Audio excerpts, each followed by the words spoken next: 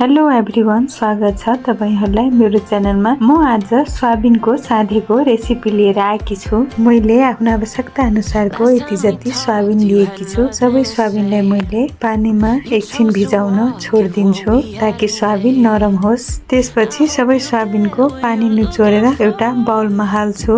यसमा थोरै खुर्सानीको धुलो, थोरै बेसार, थोरै धनियाको धुलो, थोरै जिराको धुलो हालेर एउटा चम्चाको सहायताले मजाले मिक्स गर्दिनु होला।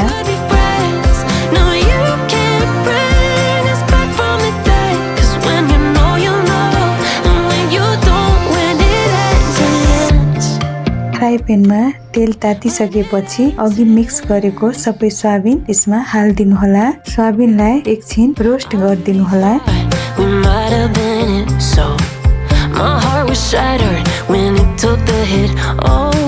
सोयाबिन साधेको झाल्नको लागि मैले यति जति तातो तेलमा थोरै मेथी फुराइदिन्छु, काटेको हरियो खुर्सानी हालिदिन्छु, लामो लामो चिरेको लसुन हालिदिन्छु, 4वटा जति पोलेको टमाटर पनि लिएकी छु अनि एउटा जति चप गरेको प्याजमा स्वाद अनुसारको नुन हालिदिन्छु।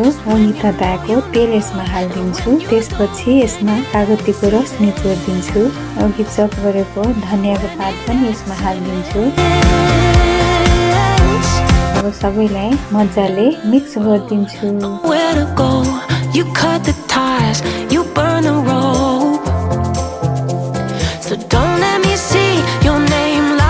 हेर्नु साथीहरू, हाम्रो सोयाबिन साधेको रेसिपी तयार भइसकेको छ। अब म सर्भ गर्दैछु। Thanks for watching.